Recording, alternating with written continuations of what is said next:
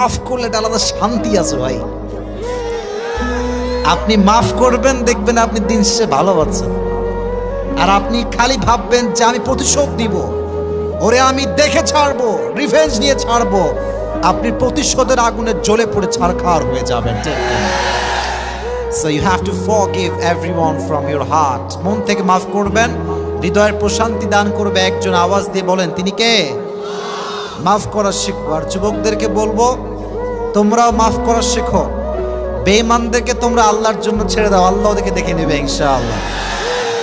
যারা প্রতারক, যারা বিশ্বাসঘাতক, যাদের কথা কাজে মিল নাই, এদের সাথে কোনো সম্পর্কের দরকার নাই। এদের জন্য আল্লাহ একাই যথেষ্ট। ঠিক কিনা বলেন যুবকেরা? আমরা তো বড় মনের মানুষ, আমরা তো ব্রড মাইন্ডেড পার্সোনালিটি বিলং করি। আমরা মাফ করে দিব, বাদ বাকি আল্লাহ ভরসা। ঠিক কিনা যুবকেরা? তাহলে প্রথম মেসেজ আজকের এই মাহফিলে, এই যে আমাদের হৃদয়টা আছে, এই হৃদয়ে কোনো হিংসা বিদ্বেষ থাকবে না, কারোর জন্য কোনো প্রতিশোধ থাকবে না। একটা সুন্দর হাদিস শোনাই। নবীজি বলেছেন, আমার জীবনের সবচাইতে বড় আমল কি তোমরা জানো? সাহাবা একরাম বলল, ইয়া রাসূলুল্লাহ, বলেন কি আমল যেটা সবচেয়ে বড় আমল? নবীজি বলেন, এটা কোনো তাহাজ্জুদ নয়, এটা কোনো দান নয়। ইন ইসতাতা'তা আন তুসবিহা ওয়া তুমসিয়া ওয়া লাইসা ফি কলবিকা গশশুন লিআহাদিন ফাফআল যালিক ওয়া যালিকা মিন সুন্নতি ওয়া মান রাগিবা আন সুন্নতি ফালাইসা মিন্নি। নবীজি বলেন, আমার জীবনের সবচেয়ে বড় সুন্নাত আমল হচ্ছে তুমি এক রাত কিংবা একটা দিন এমন ভাবে অতিবাহিত করবে যে তোমার হৃদয়ে কারোর জন্য কোনো হিংসা বিদ্বেষ থাকবে না। এটাই আমার সবচেয়ে বড় আমল। সুবহানাল্লাহ পড়েন আপনারা। একজন সাহাবী যে সবাইকে মাফ করে দিত, নবীজি তার ব্যাপারে দুনিয়াতে তিনবার জান্নাতের সুসংবাদ দান করেছে। রংপুরের ভাইদের সুবহানাল্লাহ তো আসতে তো হইতে পারে না, জোরে সোরে সুবহানাল্লাহ পড়তে হবে তো। এজন্য আজ থেকে মাফ করব। রাজি আছেন তো ইনশাআল্লাহ? আল্লাহ আমাদেরকে এটা বোঝার তৌফিক দান করুক, পড়া আমিন। আর আসলে ভাই, রাস্তাঘাটের ব্যাপার অনেক কষ্টে থাকি, জ্যাম, মারামারি, কত রকম যে ঝামেলা, তবুও যে আল্লাহ আমাদেরকে নিয়ে আসছে, কথা বলার সুযোগ দিয়েছে। আল্লাহ যেন এইভাবে বাংলাদেশের প্রত্যেকটা প্রান্তে প্রান্তে আমাকে কথা বলার সুযোগ দান করে। সকলে পড়া আমিন। তবে এতটুকু বলতে পারি, আজকের ওয়াজ যে শুনবে তার জীবনের সমস্ত দুঃখ কষ্ট হালকা হয়ে যাবে। সুবহানাল্লাহ পড়লেন না আপনারা? এমনই একটি ওয়াজ করার নিয়ত করেছি আজকে ইনশাআল্লাহ। তবে আমি এতটুকু বলতে চাই, আমার অডিয়েন্স যেহেতু 90% বেশি যুবক ভাইয়েরা এসেছে, তো আজকের মোস্ট অফ দ্য টাইম আমরা যুবকদেরকে নিয়ে বেশি কথা বলবো আজকে ইনশাআল্লাহ। তো তোমরা যারা ডানের যুবকেরা আছো, এখানে হাজার হাজার যুবক এসেছো, আমি একটা আমানত দিচ্ছি, আমার আমানত রক্ষা করবা। আমানত হচ্ছে, আমি যখন কথা বলবো বাড়তি কোনো সাউন্ড করবেন না আমার কথা ছাড়া। যদি আমি কোনো রেসপন্স চাই তাহলে আমাকে উত্তর করবেন, বাদ বাকি কোনো আওয়াজ করা যাবে না। বলেন ইনশাআল্লাহ। তো যুবক ভাইদের আজকের এই মাহফিলে যারা যারা আসছেন, আপনাদের বউ আছে কার কার? দেখি একটু হাত তোলেন তো দেখি। আছে আছে, বহুত কম, বহুত কম। আচ্ছা, হাত নামান। এবার দেখবেন খেলা কাকে বলে। এবার যাদের বউটো কেউ নাই, সিঙ্গেল পার্টিরা দেখি হাত তুলে একটু। সবাই সবাই বউ নাই সবার? Sure sure sure 100% confirm? আয় হায়, আল্লাহ সবাইকে দিনদার নেককার বউ দিদিক। সকলে পড়া আমিন। এই যারা আমিন কয় না, একটাও বউ পাবে না এরা। মন খুলে সকলে পড়া আমিন। দিনদার নেককার বউ আল্লাহর কাছে চাওয়ার দরকারটা যুবক ভাইয়েরা আছে না নাই? তবে এটা মাথায় রাখবা, তুমি বিয়ের আগে 3টা প্রেম করবা, তোমার বউ 10টা প্রেম করে তোমার বাসায় আসবে। তুমি 4 ঘাটের পানি খাবা, তোমার বউ 14 ঘাটের পানি খেয়ে তোমাকে বিয়ে করবে। এজন্য নিজের চরিত্র ভালো তো সব ভালো, নিজে ভালো তো দেশ ভালো, নিজে ভালো তো সমাজ ভালো। ঠিক কিনা? আল খাবিথাতু লিল খাবিথিনা ওয়াল খাবিথুনা লিল খাবিথাত ওয়াত তাইয়িবাতু লিত তাইয়িবিনা ওয়াত তাইয়িবুনা লিত তাইয়িবাত। Allah has mentioned in this ayah, good character people, they will have good character people, and bad character people, they will have bad character people. যে ছেলে যেমন হবে তার বউ তেমন হবে। কথা ঠিক আছে কিনা যুবক ভাইরা, জোরে বলতে হবে। এজন্য আমরা প্রথমেই মাথায় রাখি এইটা, ভালো জীবন সঙ্গিনী পেতে চাইলে নিজেকে আমরা পবিত্র রাখবো। রাজি আছেন তো ইনশাআল্লাহ? আল্লাহ আমাদের যুবক ভাইদেরকে তৌফিক দান করুন, সকলে পড়া আমিন। আর যাদের বউ আছে, বউর একটু ভালোবাসেন আপনারা। এর কারণ হচ্ছে আমার একটা পেজ আছে আবরারুল হক আসিফ নামে ফেসবুকে, এটা আমার অরিজিনাল পেজ। হাজার হাজার বোনদের মেসেজ একটাই, যে স্বামী ভালোবাসে না, স্বামী খ্যাতের গোষ্ঠী খ্যাত। লেখে এমনিই লেখে যে আমার স্বামীর মতো খ্যাত হুজুর কেউ নাই, পুরো জীবনটা আমার জাহান্নাম হয়ে গেল। মাথায় রাখবেন, আপনি একজন মেয়েকে বিয়ে করে আসছেন মানে হচ্ছে আপনি একজন মেয়ে আনেন নাই, আপনি বাবার রাজকন্যাকে আপনার ঘরে নিয়ে আসছেন, ঠিক কিনা? অতএব যেই পুরুষ তার বউয়ের সঙ্গে রোমান্টিক হতে পারে নাই, সুন্দর ব্যবহার করতে পারে নাই, সে বীর পুরুষের সন্তান হতে পারে না। আল্লাহ প্রত্যেকটা বিবাহিত যুবককে তার বউকে যথার্থ মূল্যায়ন করার তৌফিক দান করুন, সকলে পড়া আমিন। শোনেন, একটা অভিজ্ঞতা বলি। জীবনে আল্লাহ তাআলা গোটা বাংলাদেশ ঘুরিয়েছেন, লক্ষ কোটি মানুষের ভালোবাসা পাওয়ার তৌফিক দিয়েছেন, সুযোগ দিয়েছেন, রহম করেছেন। তবে একটা বিষয় খুব ভালো করে বুঝে গেছি, দুনিয়ার টাকা পয়সা জনপ্রিয়তা it's nothing, it's just nothing. যার জীবনের সুন্দর উত্তম জীবন সঙ্গিনী আছে, তার দুনিয়া হলেও কি না হলেও কি তার কোনো পরোয়া নাই, ঠিক না?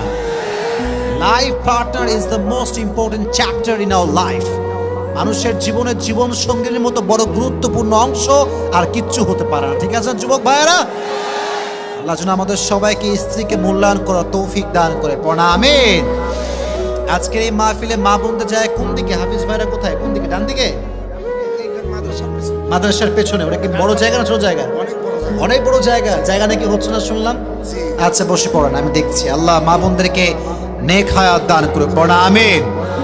অনেক মা বোনেরা মাহফিলে এসে উল্টাপাল্টা খালি গল্প গুজব করে, ওয়াজ শুনতে চায় না। এই রিপোর্টটা আমার কাছে আসছে যে হুজুর আপনি ওয়াজ করেন ওই মাহফিলের প্যান্ডেলে, আর মেয়েরা ভেতরে ফেসবুক চালায়। খবরদার, আমি এটা জীবনের প্রথম আজকের এই মাহফিলে বললাম, আমি এর আগে কখনো এটা বলি নাই। রংপুরের প্রত্যেকটা মেয়েদেরকে, বোনদেরকে বলবো, মাদেরকে বলবো, please mobile phone turn off your phone right now, turn off your phone. কোনো মেসেজ চলবে না। আর অনেক যুবক আমি মেসেজ পাইছি আমার ফেসবুক পেজে যে হুজুর আপনি এখানে ওয়াজ করেন, আর যুবক ভিডিও করে তার গার্লফ্রেন্ডকে আপনার চেহারা দেখায়। यार ये कमाल की बात है, ये कहाँ आ गया यार, আজীব কথা।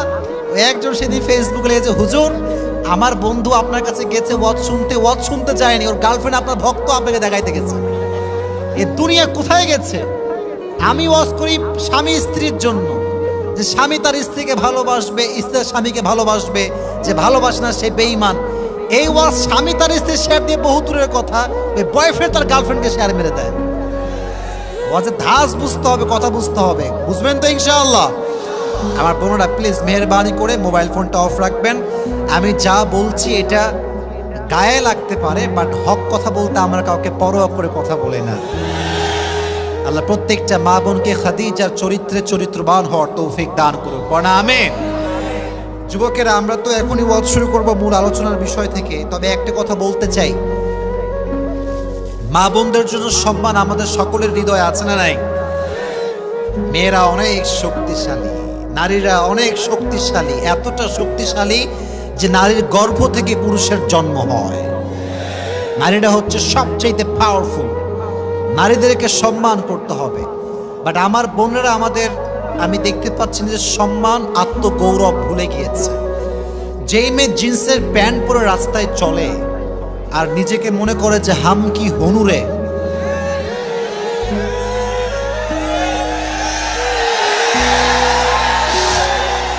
আসলে বোন আপনি কিছু হতে পারেন নাই। গোল্ড বা স্বর্ণ বা হীরা, ডায়মন্ড তখন আপনি ফুটপাতের দোকানে খুঁজে পাবেন না। এটা পেতে হলে আপনাকে গুলশান যাওয়া লাগবে, যমুনা ফিউচার পার্কে যাওয়া লাগবে, বসুন্ধরা যাওয়া লাগবে, এবং কাচের ভেতরে প্রোটেকশন সহ আপনার গোল্ডেন রাখা থাকে, ঠিক আছে না যুবক ভাইয়েরা? যেই মেয়ের দাম যত বেশি তার পর্দা জীবনে তত বেশি। যেই মেয়ে নিজের মূল্য বোঝে নাই সে এখনো পর্দাশীল হতে পারে নাই। ঠিক কিনা যুবকেরা বল? আর মাথায় রাখবেন, বেপর্দায় চলবেন, জিন্সের প্যান্ট পরবেন, টাইট ফিটিং শার্ট পরবেন, কপালে গাঁজাখোর ছাড়া ভালো চরিত্রবান যুবক আপনার জুটবে না। दिन शेषे आप जैसा होगे आपका हस्बैंड भी वैसा ही होगा, जैसा तुम तुम्हारा बीवी भी वैसा ही होगा। ठीक আছে যুবক ভাইরা, প্রত্যেকটা মা বোনকে বলবো আপনারা সকলে পর্দা মেইনটেইন করে চলুন, আল্লাহ তৌফিক দান করুন, পড়া আমিন।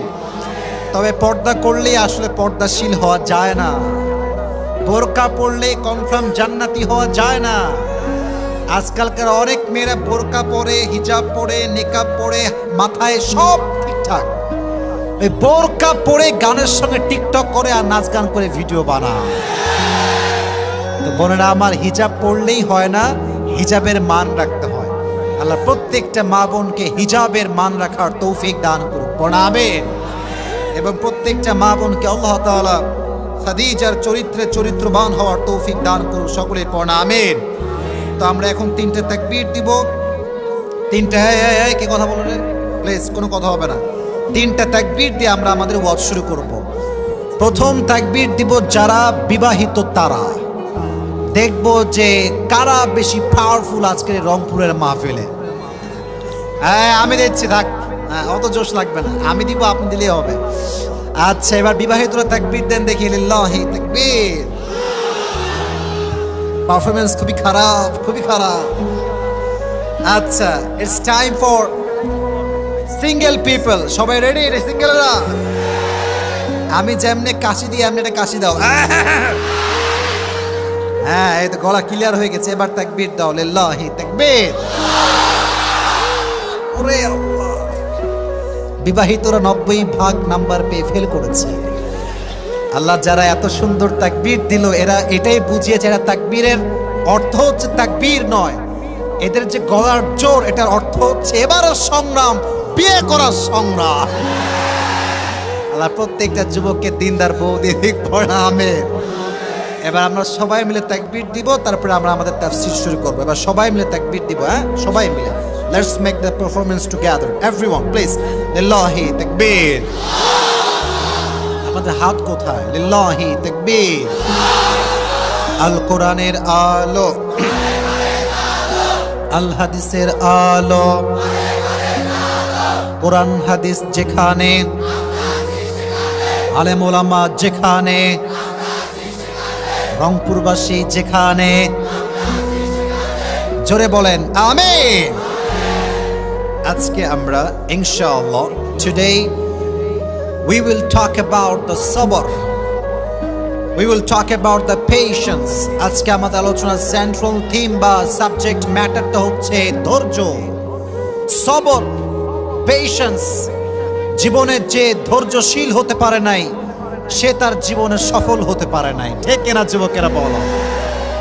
If you wanna get the ultimate success in your life, then you must have to be patient. যদি আপনি আপনার জীবনে সফল হতে চান, ধৈর্যশীল হওয়ার দরকারটা যুবক ভাইরা আছে না নাই? ভাইরে কিছু হয়নি এরকম চিল্লান কেন?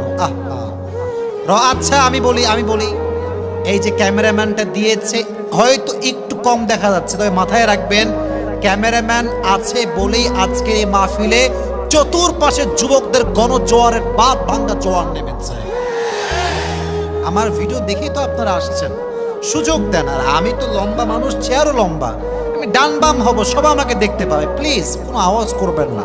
তাহলে আজকে আমাদের আলোচনার সেন্ট্রাল থিম বা সাবজেক্ট ম্যাটার হচ্ছে সবর। জোরে বলতে হবে, নামটা কি? তোমরা কথা বলো না কেন? বলেন সবাই মিলে বলেন সবর। এবার বলেন ধৈর্য। জীবনে সফল হতে লাগবে কি? বলবেন হুজুর এটা তো খুবই কমন ওয়ার্ড, সবর তো খুবই একটা ফেমাস শব্দ, সবাই জানে সবর করতে হবে। বাট সবরের একটা লেভেল আছে। কেমনে সবর করবেন? সাহাবা একরাম কেমন করে সবর করেছেন, নবীজির স্ত্রীরা কেমন করে ধৈর্য ধারণ করেছেন, নবীরা কেমন করে সবর ধারণ করেছেন, কোরআন থেকে জানা দরকারটা যুবক ভাইরা আছে না নাই, আছে না নাই? ধৈর্য হচ্ছে এমন একটা যন্ত্র যা কখনো ব্যর্থ হয় না, এমন একটা তীর যা কখনো লক্ষ্য ভ্রষ্ট হয় না। ধৈর্য এবং সফলতাকে আল্লাহ তাআলা এক এমন বিজয়ী সৈনিক বানিয়েছেন যা কখনো পরাজিত হয় না। সুবহানাল্লাহ পড়লেন না? ধৈর্য এবং সফলতা হচ্ছে সহোদর ভাইয়ের মতো। যে ধৈর্যশীল হবে সে সফল হবে, আর যে হাল ছাড়বে সে অসফল হয়ে যাবে। ঠিক কিনা যুবকেরা? ওয়াস্তাঈনু বিসসবরি ওয়াসসালাহ। আল্লাহ বলছেন তোমরা আমার কাছে সাহায্য চাও দুইটা জিনিসের মাধ্যমে, এক হচ্ছে ধৈর্য, দুই হচ্ছে নামাজ। বলেন যুবক ভাইরা, এক নম্বরে কি? বলেন জোরে, এক নম্বরে কি? দুই নম্বরে নামাজ। দুইটা জিনিস দিয়ে আমার কাছে সাহায্য চাও। তোমার সাহায্য চাওয়ার সঙ্গে সঙ্গে আমি আল্লাহর গায়েবী সাহায্য তোমার কাছে পৌঁছে যাবে। সুবহানাল্লাহ পড়ে। দিস ইজ দ্য সবর। এটা হচ্ছে ধৈর্য। সাহাবায়ে কেরামদের মাঝে কেমন ধৈর্য ছিল, নবীদের মাঝে কেমন ধৈর্য ছিল, কোরআন থেকে কিছু এক্সাম্পল আমরা জেনে নেব। আচ্ছা, এই বর্তমান সমাজে এমন কিছু লোক আছে না যে যখনই বলবেন ভাই কেমন আছেন, আর বললেন না ভাই জীবনটা তামা তামা হয়ে গেল। বলে না, বলে না, বলে না, বলে না। অনেক যুবক, কিরে বিয়ে হইল তোর? বিয়ে হয় না কেন? বলে কিসের বিয়ে মিয়া, ছাগা খেয়ে বেকা হয়ে গেছে। আমাদের কথার মাঝে কেমন যেন সবরের পরিচয়টা নাই। সবের যে হবে, ধৈর্যশীল যে হবে, যখনই তার সঙ্গে কেউ বলবে ভাই হাউ আর ইউ, কেমন আছেন, তার কোনো কথা ছাড়া সে প্রথমে বলবে আলহামদুলিল্লাহ। বলেন সবাই আলহামদুলিল্লাহ। কেউ যদি বলে তুমি কেমন আছো, ভাই আলহামদুলিল্লাহ অনেক ভালো আছি, এই যে বলবেন আমি ভালো আছি, আল্লাহ এতটা খুশি হয় বান্দার এই শুকরিয়ার কারণে যে আল্লাহ বান্দার সমস্ত দুঃখ কষ্টকে হালকা করে দেয়। সুবহানাল্লাহ পড়েন আপনার যুবক ভাইরা, সবাই সুবহানাল্লাহ পড়েন। এবার আসেন, অসুখে কেমন করে ধৈর্য ধারণ করবেন তার জ্বলন্ত প্রমাণ হচ্ছে আইয়ুব আলাইহিস সালাতু ওয়াস সালাম। ওয়া আইয়ুব ইয নাদা রাব্বাহু আন্নী মাসানি আয-যুররু ওয়া আনতা আরহামুর রাহিমিন। যখন আইয়ুবকে একটি রোগে ধরে বসলো, এদিকে তাকান আমার বডির দিকে, আইয়ুবের পা থেকে পচন শুরু হয়েছে, পা পচে গেছে, পেট পচে গেছে, অবস্থা খুবই খারাপ। এমন করে আসতে আসতে যখন জবান পর্যন্ত আসছে, আইয়ুব বলছে আল্লাহ সব নষ্ট হোক আমি রাজি আছি, বাট যে জবান দিয়ে তোমার জিকির করি এই জবান নষ্ট হলে আমি চুপ থাকতে পারবো না। সুবহানাল্লাহ পড়লেন না? তবে ধৈর্য কাকে বলে? তিনি কোনো অভিযোগ করেন নাই যে আল্লাহ তুমি কি মানুষ পাইলে না, আমার মতো নবীকে তুমি এই রোগ দিয়েছো। তিনি বলেন নাই, তিনি বলেছেন ওয়াইয়ুব ইয নাদা রাব্বাহু আন্নী মাসানি আয-যুররু ওয়া আনতা আরহামুর রাহিমিন। আইয়ুব আলাইহিস সালাতু ওয়াস সালাম বলছে আল্লাহ আমি তো রোগাক্রান্ত হয়ে গিয়েছি, আমি তো বিপদগ্রস্ত হয়ে গিয়েছি, এবং তুমি সবচাইতে দয়াময়। আওয়াজ দিয়ে বলেন তো তিনি কে? কথার ধরন দেখেন যে আল্লাহ আমি তো বিপদগ্রস্ত আর তুমি তো দয়াময়। এর অর্থ হচ্ছে আল্লাহ তোমার মতো দয়াময় সত্তা আমার মতো বান্দায় কষ্টে রাখতে পারে না। সুবহানাল্লাহ পড়লেন না? ফাস্তাজাবনা লাহু ফাকাশাফনা মা বিহি মিন দুররি ওয়া আতাইনাহু আহলা ওয়া মিথলাহুম মাআহুম রাহমাতাম মিন ইনদিনা ওয়া যিকরা লিল আবিদিন। আইয়ুব আলাইহিস সালাতু ওয়াস সালাম দোয়া করার সঙ্গে সঙ্গে আল্লাহ তাকে পরিপূর্ণ শিফায়ে আজরা কামেলা দান করলেন। অতএব অসুখ আসলে ধৈর্যহীন হবেন না, দোয়া করবেন একজনের কাছে। আওয়াজ দিয়ে বলেন তো তিনি কে? এবার আসেন, হাদিস শুরু করছি, কিন্তু আমার মনোযোগ আছে, আপনাদের থাকতে হবে। আমি আমার মানি ব্যাগটা একটু বের করছি, রংপুরে আসছি, আজকে পুরস্কার না দিয়ে গেলে আজকের মাহফিলটা আমাদের জমবে না। ঠিক কিনা যুবকেরা বলো? টাকা পয়সা একটু আগে বিকাশ থেকে তুলছি, নগদ টাকা পকেটে রাখা আছে, ঠিক আছে? তা আমার ওয়াজটা শুরু হয়েছে, আলোচনার মূল বিষয়বস্তু ছিল কি? সবাইকে বলতে হবে, বলেন কি ছিল? আমি যেই যেই চ্যাপ্টারগুলো শেয়ার করব, যুবকেরা আমার আই কন্ট্যাক্ট খেয়াল করবে। যদি কোনো যুবক এগুলোকে শেষে গিয়ে দাঁড়িয়ে বলতে পারে আমার প্রশ্ন অনুযায়ী, তার জন্য আমি আজকে পুরস্কার দিয়ে যাব, স্পেশাল পুরস্কার। রাজি আছেন তো ইনশাআল্লাহ? তাহলে আইয়ুব আলাইহিস সালাতু ওয়াস সালাম অসুখে ভুগেছেন, ধৈর্য হারিয়েছেন না ধৈর্যশীল ছিলেন? ধৈর্যশীল থাকার কারণে তার দোয়ার বদৌলতে তাকে তার অসুখ থেকে মুক্তি দান করেছে একজন। আওয়াজ দিয়ে বলেন তিনি কে? এবার যুবকেরা সবাই বলেন তো আমার প্রিয় নবীর প্রথম যিনি স্ত্রী ছিলেন, মাশাআল্লাহ, নাম ছিল কি? রাদিয়াল্লাহু তাআলা আনহা। উনি কি আনম্যারিড ছিলেন না ডিভোর্স ছিলেন? ডিভোর্সড ছিলেন। উনি কুমারী নারী ছিলেন না। তো ওনার যে স্বামীগুলো মারা গেছে, প্রায় 2 থেকে 3টা স্বামী মারা গেছে। আমার বোনেরা বুঝবে, যার স্বামী খারাপ তার পুরো জীবনটার নাম হচ্ছে একটা জাহান্নাম, আর যার বউ খারাপ তার জীবনটার একটা নাম হচ্ছে জাহান্নাম। যুবকেরা ঠিক আছে কিনা বলো? খাদিজা রাদিয়াল্লাহু তাআলা আনহা যখন তার স্বামীগুলোকে হারিয়ে ফেললেন, she started to think that I will never ever get married again. উনি ভাবতে লাগলেন যে تقرر خديجة أنها لن تتزوج مرة أخرى. উনি আর কখনো বিয়েই করবেন না, এটাই আমার শেষ, আমার স্বামী সব মারা গেছে, আমি কখনো বিয়ে করব না। তো দেখেন, এদিকে তাকান, হাদিসগুলো মনোযোগ দিয়ে শুনতে হবে। খালি ঠিক বেঠিক, ক্যামেরা নামাও, লাইট ঘটাও, এই করো সেই করো, এগুলোর নাম কিন্তু ওয়াজ না। আর মাথায় রাখবেন, একটা ওয়াজের সফলতা লোকের মাধ্যমে হয় না, যে লক্ষ লক্ষ যুবকের ঢল নেমেছিল না। This is not a success of lecture, this is not a success of ওয়াজ মাহফিল। মাহফিল তো সফল হবে তখন যখন আমার কথার দ্বারা আপনার জীবন পরিবর্তন হবে। Keep quiet and keep silent. Khadija রাদিয়াল্লাহু তাআলা আনহা একদিন ঘুমিয়ে আছেন, হঠাৎ করে স্বপ্নে দেখছেন চতুর্পাশ অন্ধকার, আমাবস্যার রাতের মতো অন্ধকার, বাট আকাশে একটা চাঁদ ঝলমল ঝলমল ঝলমল করছে। যখন তিনি তাকালেন আকাশের চাঁদের দিকে, দেখলেন যে আকাশের চাঁদটা কেমন যেন ভেঙে চুরে খাদিজার বুকের দিকে নেমে আসছে। আর যখন চাঁদটা জমিনে নেমে আসছে, এই আমাবস্যার রাত জ্যোৎস্নার মতো আলোকিত হয়ে গিয়েছে। সুবহানাল্লাহ। তো আসতে পড়লেন, জোরে সোরে সুবহানাল্লাহ পড়লেন না? স্বপ্ন দেখার সঙ্গে সঙ্গে খাদিজা রাদিয়াল্লাহু তাআলা আনহার ঘুম ভেঙে গিয়েছে।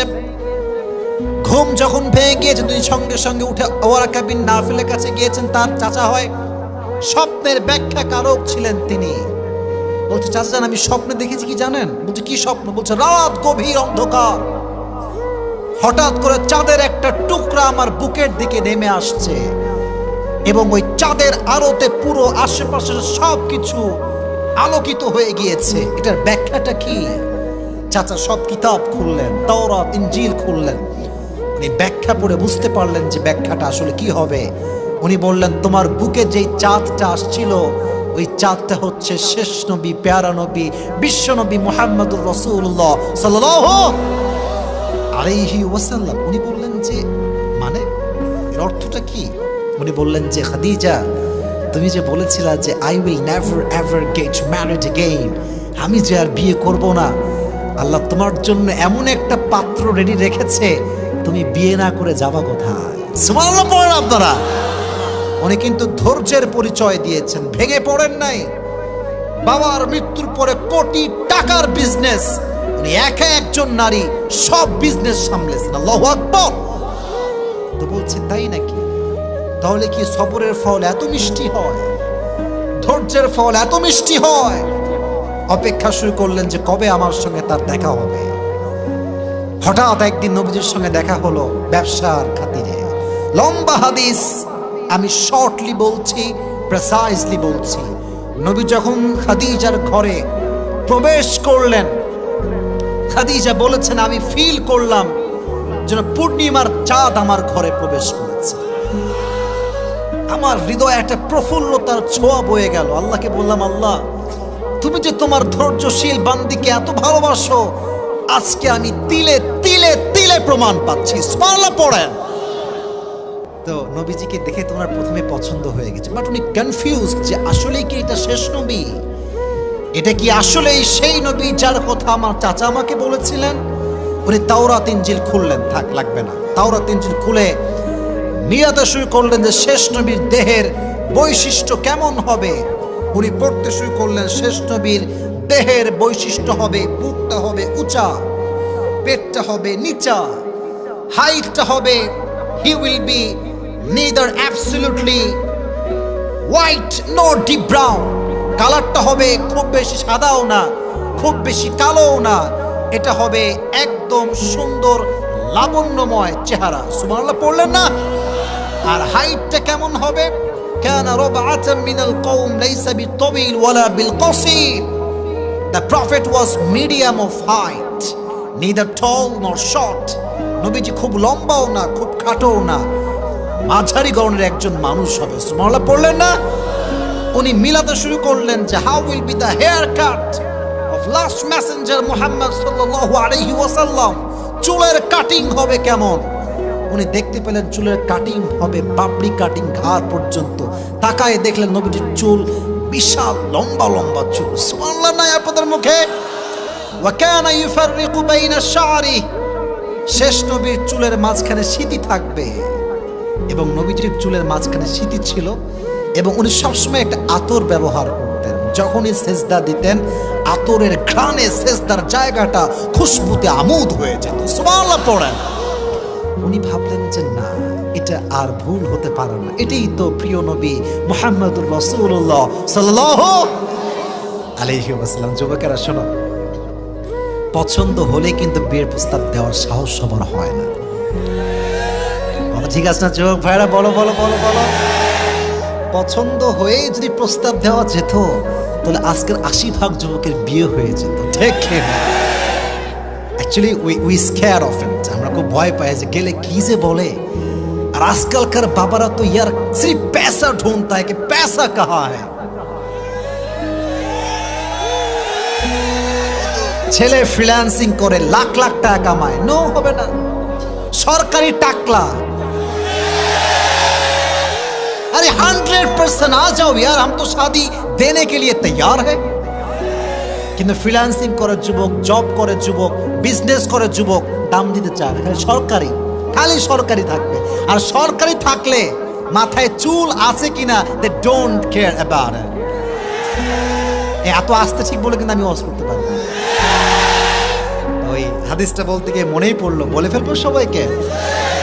সেদিন নাটোরের একটা মাহফিল বলছিলাম যে কোন একজন যুবক ওই যে বাবা মেয়েকে বিয়ে দিয়েছে সরকারি টাকলার সঙ্গে, বলছে আব্বা জান এটা আপনি কি করলেন, কার সঙ্গে মেয়েকে বিয়ে দিলেন, इसके सर पे तो बाल नहीं है, মাথায় তো চুল নাই।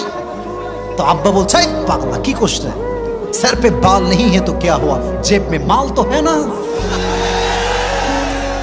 মাথায় চুল না থাকলে কি হবে, পকেটে টাকা থাকলে আমি রাজি আছি। কথা ঠিক না যুবকেরা? বল না, রংপুর এরকম আব্বা জান নাই, আর থাকলেও আল্লাহ হেদায়েত দান করে। পড়া আমিন।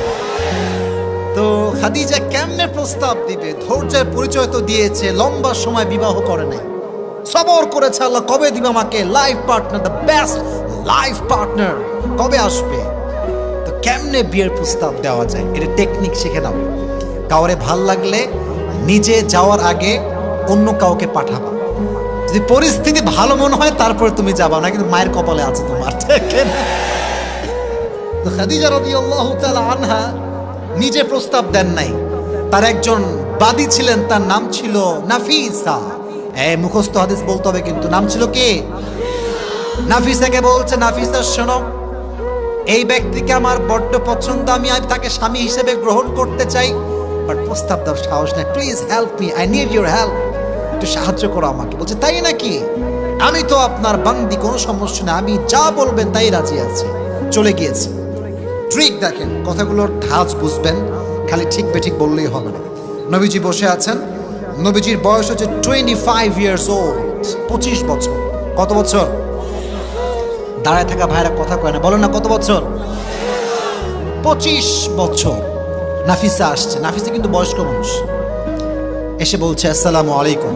নবীজি বলছে ওয়ালাইকুম আসসালাম, কাইফা হাল, কি খবর? আলহামদুলিল্লাহ ভালো আছি। কি খবর, আসছেন কেন? বলছে আচ্ছা একটা প্রশ্ন করতে চাই, যদি মাইন্ড না করেন। নবীজি বলছে বলেন, আমি মাইন্ড করবো না, বলেন। আচ্ছা আপনার বয়স কত? বলছে বয়স তো ভালোই হয়েছে, 24 না 25 হয়ে গেছে। আচ্ছা 25 বছরের বয়স, বিয়ে করেন না কেন? বলছে কি বিয়ে করবো, টাকা পয়সার বড্ড অভাব। টাকা পয়সা কি বিয়ে করা যায়? আমার কোনো জব নাই, চাকরি নাই, তাই বিয়ে করতে পারছি না। But actually I am looking for religious girl. আমি দেখছি কোথায় ভালো মেয়ে পাওয়া যায়। তো নাফিসা বলছে, তার মানে আপনার কাছে ল্যাকিং অফ মানি, রাইট? বলছে হ্যাঁ, lacking of money, lacking of job, business. আমি খুবই অভাবী একজন যুবক। আচ্ছা, একটা কথা বলে রাগ করবেন না তো? বলছে বলেন, কি সমস্যা বলেন। বলছে আমার কাছে এমন একজন মেয়ে আছে যাকে বিয়ে করলে আপনার না লাগবে ঘর, না লাগবে মোহর, না লাগবে টাকা, না লাগবে খাওয়াইতে। আপনি তারে বিয়ে করবেন, তারে কিছু দেওয়া তো লাগবে না, লাগবেই না, বরং সেই আপনাকে সব কিছু দিয়ে দিবে। না, সুবহানাল্লাহটা জোরে সোরে হয় নাই। নবীজি, হি ওয়াজ জাস্ট শকড। কি এরকম মেয়ে কি এই যুগে পাওয়া যাবে?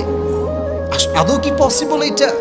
বলছে অবশ্যই পসিবল। বলছে মাসমুহা, তার নামটা কি? বলছে তার নাম হচ্ছে বিবি খাদিজা। সুবহানাল্লাহ পড়েন। সত্য কথা হচ্ছে নবীজি প্রথম দেখায় খাদিজাকে পছন্দ করেছেন। তো আগে থেকে হৃদয়ে একটা জায়গা আছে। উনি বললেন তাই নাকি? আমি তো আগেই রাজি, তবে একটা কাজ আছে। আমার একজন রিলেটিভ আছেন, তার নাম হচ্ছে আমার চাচা আবু তালেব। নামটা কি? ওনাকে ছাড়া আসলে আমি বিয়েটা করতে পারবো না। তো ঠিক আছে, তাই হবে, নিয়ে আসেন চাচাকে। চাচাকে নিয়ে আসা হলো, ডিল ফাইনাল হয়ে গেল, বিয়ের দিন তারিখ ধার্য হয়ে গেল। নবীজি কি দিবে মোহর হিসেবে? কিচ্ছু নাই। আবু তালেব 20টা উট নিয়ে আসলেন। বলছে ইয়া খাদিজা, তোমাকে দেওয়ার মতো কোনো কিছু আমাদের কাছে নাই। You are the richest girl in Medina. তোমার মতো ধনাঢ্য নারী এই তল্লাটে কেউ নাই। 20টা উট দিলাম, যাও। খাদিজা 20টা উট নিয়েছেন, বাট বিয়ের পরে ওই 20টা উট মানুষের ওয়ালিমা হিসেবে আবার জবাই করে দিয়েছেন। সুবহানাল্লাহ পড়েন। বিয়ে হয়ে গেল। বাসর রাত যখন হলো, রাতের বেলা নবীজি এসেছেন ঘরে। খাদিজা বলছে ইয়া রাসূলুল্লাহ, ইয়া হাবিবাল্লাহ। যদিও বা তখন নবীজি নবুয়ত পান নাই, বাট ডেকেছেন ইয়া মুহাম্মদ, বা নবীকে ডেকেছেন। বলছেন যে শোনেন, আমি যে ধৈর্যশীল ছিলাম, সবর ছিলাম, এই একটা ধৈর্যের গুণের বিনিময়ে আল্লাহ আপনার মতো মানুষকে আমার জীবন সঙ্গী হিসেবে পাঠিয়ে দিয়েছে। যুবক, তোমরা খুবই ডিপ্রেসড। আরে কবে বিয়ে হবে, পাই না কেন রে? আরে বেটা, ধৈর্যশীল হতে হবে। এমন একটা ভাগ্যে তোমার জুটবে যে তোমার ভাগ্যে তোমার বন্ধুরা আশেপাশেও নাই। ঠিক কিনা যুবকেরা? বল, ধৈর্যশীল হও। তোমার যে বন্ধুর বউটো আছে বলে কিরে তোর তো জীবনে বিয়ে হবে না রে, তুমি বললো বেটা তুই খালি একটু থাম, এমন একটা বিয়ে করবো তুই আশেপাশে ভিড়ার সাহস পাবি না। ঠিক কিনা যুবকেরা? You must have to be patient. ধৈর্যশীল হবে যে তাকে উত্তম জীবন সঙ্গী দান করবে একজন। আওয়াজ দিয়ে বলেন তো তিনি কে? এবার আসেন, অভাবের ক্ষেত্রে কেমন করে ধৈর্যশীল হবেন এটার জন্য প্রশ্ন করতে হবে। বলেন তো, নবীজির একজন মাত্র কলিজার টুকরা মেয়ে ছিল যার দ্বারা নবীজির বংশ বিস্তার পেয়েছে। Right right right. নাম বলেন। ফাতিমা রাদিয়াল্লাহু তাআলা আনহা, তার দুটি সন্তান ছিল। তার নাম ছিল কি? হাসান এবং হুসাইন। এবার বলেন, হাসান এবং হুসাইনের আব্বার নাম ছিল কি? সর্বনাশ। মারহাবা বলেন আপনারা সবাই। অডিয়েন্স দেখছেন আমার? সব কাট টু কাট জবাব দিচ্ছে। এরকম অডিয়েন্স থাকলেই তো ওয়াজ করে মজা পাওয়া যায়। ঠিক কিনা যুবকেরা? বল। দেখেন অভাবে ধৈর্যশীল কেমন করে হবেন। এবং আমি ওয়াজটা এই জন্য করছি, হাজার হাজার যুবক আজকে রংপুরের মাটিতে আমরা এসেছি। Maximum people we are from middle class family. আমরা মধ্যবিত্ত পরিবারের সন্তান। তবে এটাতে আমাদের কোনো আফসোস নেই, আক্ষেপ নেই। নবীজির হাদিস আছে, গরিবরা বড় লোকের চাইতে 500 বছর আগে জান্নাতে প্রবেশ করবে। Are you happy? Are you happy? আজ থেকে এটা প্রাউড ফিল করে বলবেন যে আরে বেটা, আমি গরিব হতে পারি, আমি মধ্যবিত্ত পরিবারের সন্তান হতে পারি, বাট আমি আল্লাহর কাছে একজন প্রিয় বান্দা। সুবহানাল্লাহ পড়ে। তো একদিন আলী রাদিয়াল্লাহু তাআলা আনহু এবং ফাতেমার ঘরে এত অভাব দেখা দিল, 3 দিন যাবত কোনো রান্না নাই। এবার আলী রাদিয়াল্লাহু তাআলা আনহু বড্ড ক্ষুধার্ত হয়ে গেলেন। ডাক দিয়ে বললেন, ইয়া ফাতেমা, তোমার আব্বার কাছে যাও, গিয়ে চেয়ে নিয়ে আসো আমার জন্য।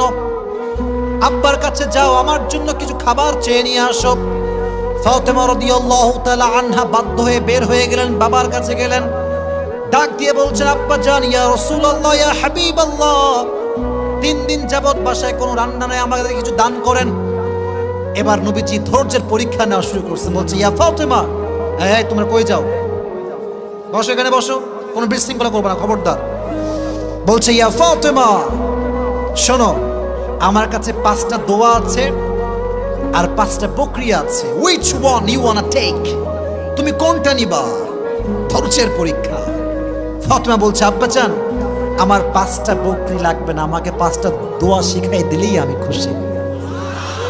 যারা সুবহানাল্লাহ পড়লেন না, তো দোয়াগুলো আপনারাও পাঠ করেন, সকলেই বলেন, ইয়া আউয়ালাল আউয়ালিন, না এটা আসতে হয়ে গেছে, ইয়া আউয়ালাল আউয়ালিন, ইয়া আখিরাল আখিরিন, ইয়া যাল কুওয়াতিল মাতিন, ইয়া রাহিমাল মাসাকিন। এবার জোরে সোরে সকলেই পড়েন, ইয়া আরহামার রাহিমিন। এই 5টা শব্দের দোয়া যে ব্যক্তি অভাবে পাঠ করবে, তার দোয়ার বিনিময়ে আল্লাহ তাকে সমস্ত অভাব থেকে মুক্তি দান করবে। এই দোয়াটা বারবার পাঠ করবেন। তো তখন ফাতেমা রাদিয়াল্লাহু তাআলা আনহা বাসায় ফিরে আসছেন, ওইদিকে আলী রাদিয়াল্লাহু তাআলা আনহু অপেক্ষা করছেন, ফাতেমা কখন আমার জন্য খাবার নিয়ে আসবে। ফাতেমা রাদিয়াল্লাহু তাআলা আনহা যখন বাসায় আসছেন, হাতটা ফাঁকা, হাতে কোনো খাবার নাই, চাল নাই, ডাল নাই। আলী রাদিয়াল্লাহু তাআলা আনহু খেপে গেছেন, ফাতেমা, আইনা তুআম, খাবার কোথায়? তোমার তো হাত ফাঁকা। বলছে, আলী, ভালো করে খেয়াল করো, আমার হাত ভরা। হাত ভরা মানে ভালো করে ব্যাখ্যা করো। বলছে, আলী, যাহাবতু লিদ-দুনিয়া ওয়া জিতু বিল আখিরা, আমি তো আমার আব্বাদের কাছে দুনিয়া চাওয়ার জন্য গিয়েছিলাম, আমার আব্বা পুরো হাত ভরে আমাকে আখিরাত দিয়ে ফেরত পাঠিয়ে দিয়েছে। গিয়েছিলাম দুনিয়া চাওয়ার জন্য, আমার আব্বা যেন আমাকে আখিরাত দিয়ে পাঠিয়ে দিয়েছেন। এবার আলী রাদিয়াল্লাহু তাআলা আনহু নিজেই গেছেন নবীজির কাছে, ইয়া রাসূলুল্লাহ, অনেক অভাব, কিছু দেন আমাদের সবাইকে। এবার নবীজি জামাইকে পরীক্ষা শুরু করছেন, জামাইকে ধৈর্যের পরীক্ষা। বলছে, জামাই, 5000 বকরি আছে আর 5টা দোয়া আছে, কোনটা নিবা? তো জামাই তো বুঝে গেছে আমার আব্বা জান, শ্বশুর আব্বা জান সবরের পরীক্ষা নিচ্ছেন। উনি বলছেন, আব্বা জান, 5000 বকরি লাগবে না, 5টা দোয়া শিখাই দিলে আমি খুশি হয়ে যাব। ধৈর্যের সঙ্গে ফিরে আসছেন, নবীজি সুসংবাদ দিয়েছেন, আমার জামাই আলী আমার সঙ্গে জান্নাতে একসঙ্গে আমার সঙ্গে দাঁড়িয়ে যাবে, আমার সঙ্গে থাকবে, আমার সঙ্গে থাকবে। তাহলে বোঝা গেল অভাব আসলে ধৈর্যশীল হওয়ার দরকারটা যুবক ভাইরা আছে না নাই? আছে না নাই? আর যদি অভাব আসে, 5টা বাক্য বেশি বেশি পড়বেন, ইয়া আউয়ালাল আউয়ালিন, ইয়া আখিরাল আখিরিন, ইয়া যাল কুওয়াতিল মাতিন, ইয়া রাহিমাল মাসাকিন, ইয়া আরহামার রাহিমিন। এই 5টা বাক্য বেশি বেশি পাঠ করলে আপনার অভাব দূর করে দিবে একজন, তিনি কে? তাহলে অভাব আসলে আমরা অভিযোগ করবো না যে আল্লাহ তুমি গরিব কেন বানালা, গরিব হয়ে আমি খুশি হলাম এই জন্য যে কিয়ামতের দিন আমার হিসাব সহজ হয়ে যাবে। ঠিক কেনা যুবকেরা বলো? এবার আসেন, মাঝে মাঝে আমাদের জীবনে এমন হয় না যে মানুষ আমাদেরকে মিথ্যা অপবাদ দেয়? দেয় না, দেয় না, দেয় না, দেয় না, দেয় না? দেখবেন মিথ্যা অপবাদ এত খারাপ, এত খারাপ। একজন যুবকের চরিত্র, একজন নারীর চরিত্র নিয়ে মানুষ যখন কথা বলে, তার পুরো ক্যারিয়ারটাও ধ্বংস হয়ে যায়। আমি মনে করেন কারোর সাথে আমার কোনো বাজে সম্পর্ক নাই, একজন বলল যে হুজুরের এই মেয়ের সঙ্গে বাজে সম্পর্ক, কথা কথা।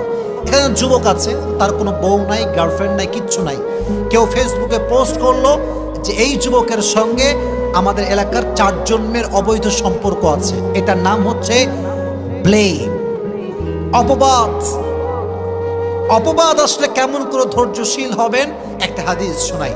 তবে এটার আগে আর কি প্রশ্ন, নবীজির একজন মাত্র wife, she was not married, she was virgin, তিনি একজন কুমারী ছিলেন। তোমরা বলো নামটা কি ছিল যুবক ভাইরা? বলো বলো। আয়েশা রাদিয়াল্লাহু তাআলা আনহা। আচ্ছা, এবার প্রশ্ন, নবী যখন আয়েশাকে বিয়ে করেছিলেন, আয়েশার বয়স ছিল কত? কে বলতে পারে? আপনারা বলেন না, কয় বছর? কয় বছর? মাথায় রাখবেন, যখন বিয়ে হয় তখন বয়স ছিল 6, আর যখন শ্বশুর বাড়িতে তুলে নিয়ে আসে তখন বয়স ছিল 9। সুবহানাল্লাহ পড়লেন না আপনারা? অনেক নাস্তিক বলে যে আমার নবী নাকি নারী লোভী ছিল, এই জন্য নাকি নবীজি নারীকে 6 বছর বয়সে বিয়ে করেছেন। নাউজুবিল্লাহ পড়লেন না? আরে যে আমার নবীকে গালি দেয় এটা পিতৃ পরিচয়হীন জারদ সন্তানের, জন্মের ঠিক নয়। আমি আসিফের স্পষ্ট বক্তব্য রংপুরের মাটিতে আমি দিয়ে যাচ্ছি, খুব ভালো করে শুনবেন। আমাকে গালি দাও আমি সহ্য করব, বাপকে দাও সহ্য করব, পরিবারকে দাও সহ্য করব, মাকে দাও সহ্য করে ফেলবো কোনো মতে। বাট আমার নবীকে নিয়ে একটা টু শব্দ বলবা, আমার দেহে 1 ফোঁটা রক্ত যতক্ষণ পর্যন্ত আছে এটা আমি চুল পরিমাণ বরদাস্ত করতে পারবো না। এটার নাম হচ্ছে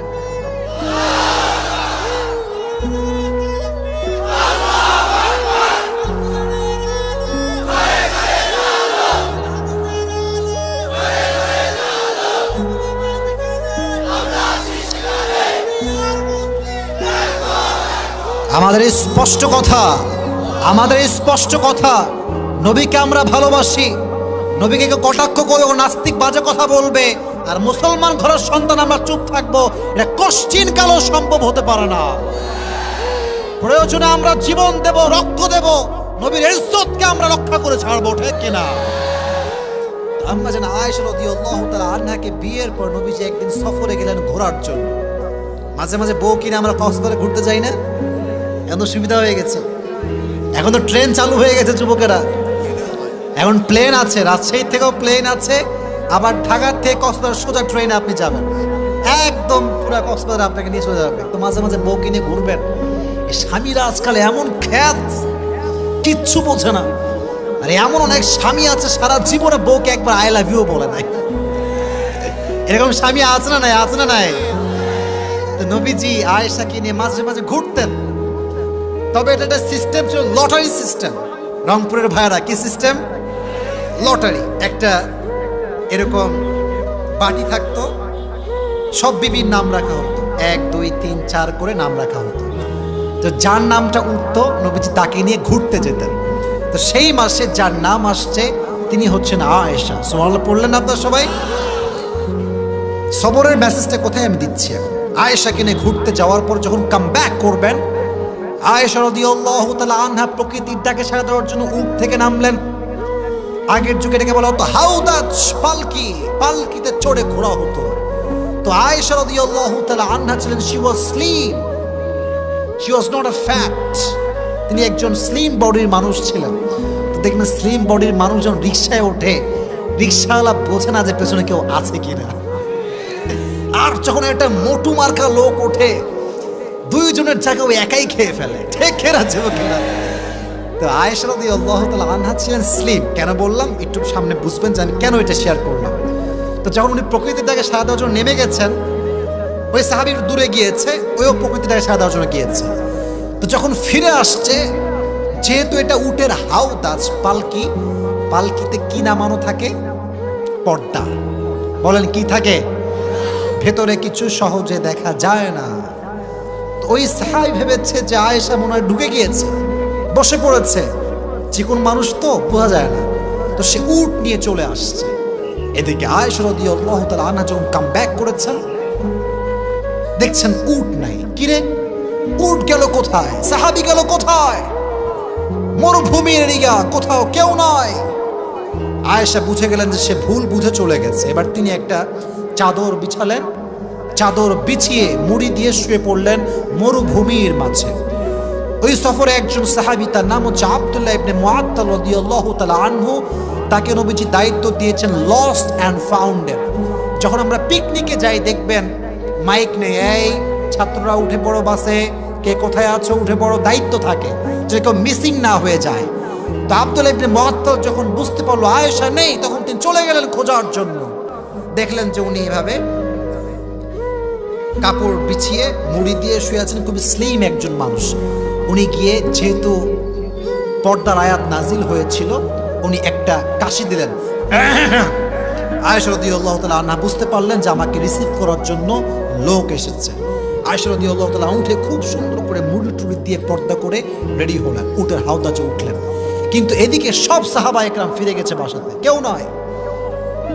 সব সাহাবা একরাম যার যার গন্তব্যে পৌঁছে গিয়েছে।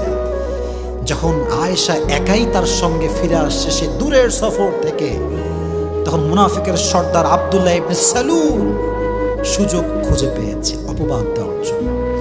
যখন সে সকালবেলা ফিরে আসছে সারা রাত সফর করে, আব্দুল্লাহ ইবনে সালুল গোটা মদিনার ভেতরে প্রোপাগান্ডা ছড়িয়ে দিয়েছে যে মুহাম্মদের বিবি আয়েশার সঙ্গে আব্দুল্লাহ ইবনে মুআত্তলের জেনার সম্পর্ক আছে।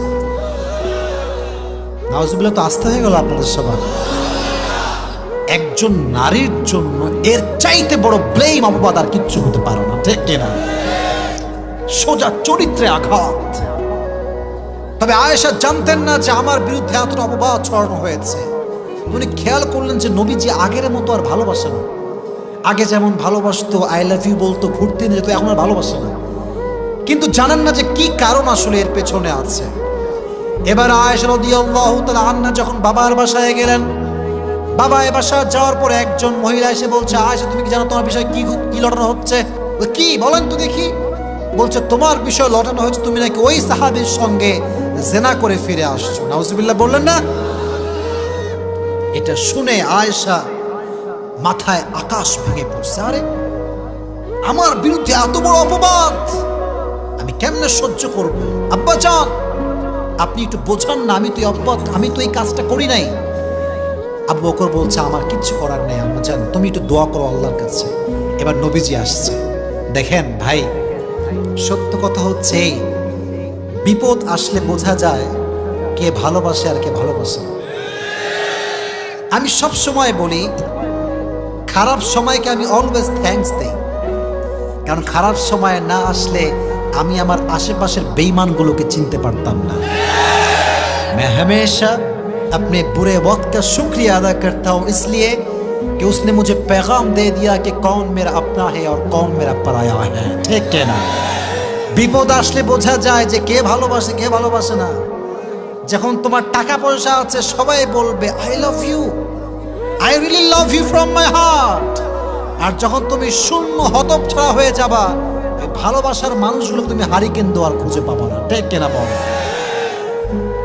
তো নবীজি এসে বলছে, আয়েশা শোনো, তুমি কি সত্যি এই কাজ করেছো? যদি করে থাকো তুমি তওবা করে নিও। এই কথা শুনে আয়েশা এত কষ্ট পাইছে। এদিকে তাকান, আয়েশা দাঁড়িয়েছিলেন, নবীর এই কথা শুনে এমনি বসে গেছে। নবী হে, ইউ ডোন্ট বিলিভ মি? আপনি আমাকে বিশ্বাস করেন না? আমি তো এই কাজ করি না, আমি তো আশেপাশেও নাই। নবীজি বলছে আচ্ছা আচ্ছা কোনো সমস্যা, তুমি তওবা করে নিও। তো আয়েশা বলছে, নবী অপেক্ষা করেন, যার কেউ নাই তার আছে কে? যার কেউ নাই তার আছে কে? অপেক্ষা করেন, আমি ধৈর্যশীল হলাম। আয়েশা অপবাদ পেয়ে ধৈর্যশীল হলেন। আয়েশার চরিত্রকে নিষ্কুলুষ প্রমাণ করবার জন্য, আয়েশা যে চরিত্রবান নারী, চরিত্রহীন নারী নয়, পবিত্র নারী, এটার ঘোষণা করবার জন্য আল্লাহ কোরআনে আয়াত নাযিল করে দিলেন। ধৈর্যশীল হও, তুমি ধৈর্য ধারণ করো। যে তোমাকে ব্লেম দিচ্ছে, অপবাদ দিচ্ছে, আল্লাহ তাকে এমন শিক্ষা দিবে, আগে বলছে তোমার পা ধরে ক্ষমা চাইতে বাধ্য হয়ে যাবে, ঠিক কিনা? Wait for the right time. কে অপবাদ দিলে you don't need to explain yourself who you are and where you came from, just wait for the right time. সময় মানুষকে বলবে যে তার পরিচয় আসলে কি, ঠিক কিনা যুবকেরা বলো? অপবাদ আসলে আমরা ধৈর্যশীল হব আয়েশা রাদিয়াল্লাহু তাআলা আনহার মতো। এখন কথা হচ্ছে ভাই, সবরের হাদিসের কোনো শেষ নাই, অনেক হাদিস আছে।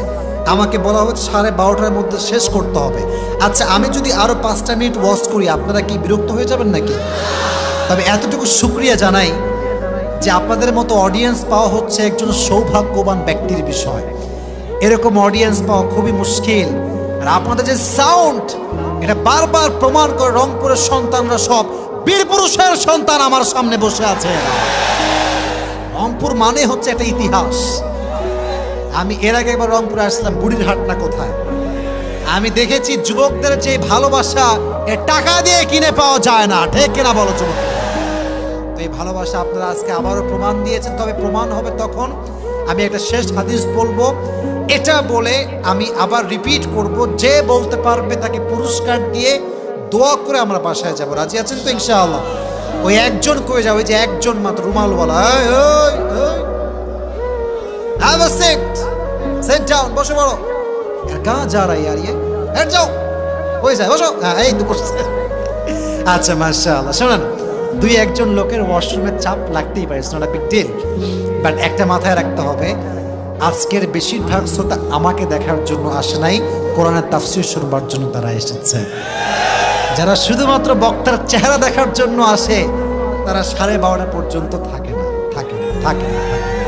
তো আজকের এই জনগণ, কোরআন প্রেমিক জনগণ আমার সামনে বসে আছে, ঠিক কিনা যুবকেরা? তাহলে অপবাদ দিলে কি আমরা ভেঙে পড়বো না ধৈর্যশীল হব? তোমাকে তোমার বন্ধু বলবে, কিরে কয়টা গার্লফ্রেন্ড তোর? বলবি ভাই না, এগুলো আছে, তোর আছে আমি জানি, তোমার ব্যাখ্যা দেওয়ার কোনো প্রয়োজনে, তোর যা মন চায় তুই ভাব, আমার আল্লাহ জানে যে আমি কেমন, ঠিক কিনা যুবকেরা? এবার আসেন আরেকটা হাদিস, এবং এটা হচ্ছে আমার শেষ হাদিস। এটা শুনিয়ে আমি আমার আজকের ওয়াজের ইতি টানবো। তবে আমি চাচ্ছি শেষ হাদিসটা এতক্ষণ যেমন মনোযোগ ছিল, শেষ হাদিসে মনোযোগ থাকবে তো ইনশাআল্লাহ? এবার আসেন একটা শেষ হাদিস বলছি। বলেন তো, কোরআনে একজন নবীর নাম আছে, যেই নবীকে মাছ তার পেটে নিয়েছিল। কোরআনে এই নাম আছে না নাই? মাশাআল্লাহ। ইউনুস আলাইহিস সালাম যখন মাছের পেটের ভেতরে, ওখানে কোনো মন্ত্রী টেলিফোন চলবে? হ্যাঁ, এটা আমার লোক রে, ছেড়ে দে, চলবে এটা কি? সমুদ্রের নিচে কোনো কানেকশন আছে কি? গ্রামীণ ফোনের, বাংলালিংকের কানেকশন আছে, রবির কানেকশন আছে নাকি? মানে কানেকশন আছে এক সত্তার, তিনি কে? আল্লাহর কানেকশন আছে। উনি বললেন, আল্লাহ আমি তো শেষ, I am in danger, and you are the most merciful, the most gracious, the most kindful. আমি পড়ছি বিপদে, তুমি তো দয়াময়, দেখো না। উনি দোয়া ইউনুস পাঠ করলেন, সবাই পড়েন লা ইলাহা, পড়েন না সবাই দোয়া ইউনুস, সবাই পড়েন লা ইলাহা ইল্লা আনতা সুবহানাকা ইন্নী কুনতু মিনাল যালিমিন। আল্লাহ রে বাঁচাও, আল্লাহ বাঁচাও, আমি শেষ, মাছের পেটে আমারে কেউ উদ্ধার করতে পারবে না। আল্লাহ বলছে, কেউ না পারলে আমি তো পারবো। মাছ দোয়া পাঠের সঙ্গে সঙ্গে ধৈর্য নিয়ে সে বসে আছে মাছের পেটে। এমন একটা বমি করেছে মাছটা জলের ভেতর থেকে, একটা বমিতে ইউনুস আলাইহিস সালাতু ওয়াস সালাম একদম মাটির উপরে এসে পড়ছে। সুবহানাল্লাহ পড়লেন না? এই যে ইউনুসকে মাছের পেট থেকে রক্ষা করেছেন ধৈর্যের কারণে একজন, তিনি কে? বলেন না, বলেন না, বলেন না। বিপদে আপদে দোয়া ইউনুস বেশি বেশি পাঠ করবেন, দেখবেন আপনার সমস্ত বিপদ আল্লাহ হালকা করে দিবে। রাজি আছেন তো ইনশাআল্লাহ? তাহলে আজকের ওয়াজের সারাংশ, summary of the lecture is, in every kind of situation you must have to be patient. There is no alternative way of sabr. If you want to get the ultimate success in your life, then there is no alternative way of sabr. যে ধৈর্যশীল হয়েছে তার সফলতা আল্লাহর পক্ষ থেকে চূড়ান্ত হয়ে গিয়েছে, ঠিক কিনা? তো জীবনের প্রতিটা ধাপে ধাপে ধৈর্যশীল হওয়ার দরকারটা যুবকরা, আব্বাজানরা আছে না রাই? তাহলে এবার আসেন, আমি আমার ওয়াজ পুরোটা রিপিট করছি, what ever I have said before. তাকবীর দেন সবাই, লিল্লাহি তাকবীর। হাত কোথায়? লিল্লাহি তাকবীর। আল কোরআনের আলো, আল হাদিসের আলো। মাশাআল্লাহ। এবার আমাকে শুধু জবাব দিবেন আমি যে প্রশ্ন করি, তারপরে একজন যুবককে আমি দাঁড় করাবো যে আমাকে পুরস্কার নেওয়ার জন্য সহযোগিতা করবে, তাকে পুরস্কার দেওয়ার জন্য। রাজি আছেন ইনশাআল্লাহ? আজকে আমাদের আলোচনার সেন্ট্রাল থিম বা সাবজেক্ট ম্যাটার ছিল সবর। বলেন, নাম ছিল কি? This is Arabic word. Bangla হচ্ছে ধৈর্য, ইংলিশ হচ্ছে পেশেন্স। ধৈর্যশীল হতে হবে, মাথায় রাখবেন। পেশেন্ট মানে ধৈর্যশীল, আবার পেশেন্ট মানে কিন্তু রোগীও হয়। কথা ঠিক আছে না? এখন বলবেন যে হুজুর দুইটা শব্দের অর্থ একই হচ্ছে, পেশেন্ট মানেও রোগী, পেশেন্ট মানে আবার ধৈর্যশীল। এখানে বুঝতে হবে রোগী মানেই হচ্ছে ধৈর্য ছাড়া আর কোনো গতি নাই। ঠিক আছে না যুবক ভাইরা? বলো বলো। আপনার সবাই শেখ আহমদুল্লাহ হুজুরের নাম শুনছেন না? সেদিন তিনি বললেন যে আমি মেডিকেলে ছিলাম, আমার একটা অপারেশন হবে, তো আমি খুব টেনশন যে মনে হয় আমি আর বাঁচবই না, সব ডাক্তার আমাকে ঘিরে আছে। তো একজন নার্স আসছে, বলছে যে হুজুরের কি হয়েছে? তো আরেকজন নার্স বলছে হুজুরের এই রোগটা হয়েছে। তো বলছে কি এই রোগ? এটা কোনো রোগ হইল? এত ভয় পাচ্ছে কেন এই লোকটা? তো শায়েখ আব্দুল এটা শুনে এত লজ্জা পাইছে যে আমি এত ভয় পাচ্ছি আর এ কয় কোনো রোগই না। বলছে আমাকে চিকিৎসা করে যেই পরিমাণ তারা সুস্থ করতে পারে নাই, ওই একটা কথায় আমি তার চেয়ে বেশি সুস্থ হয়ে গেছি। তার মানে কি জানেন? রোগী যে হবে তার ডিপ্রেসড হওয়া যাবে না, হতাশ হওয়া যাবে না। যত সহজে নিবেন জীবন তত সহজ হয়ে যাবে, আর যত কঠিন করবেন জীবন তত বেশি কঠিন হয়ে যাবে। ঠিক কেনা চুপ কেনা?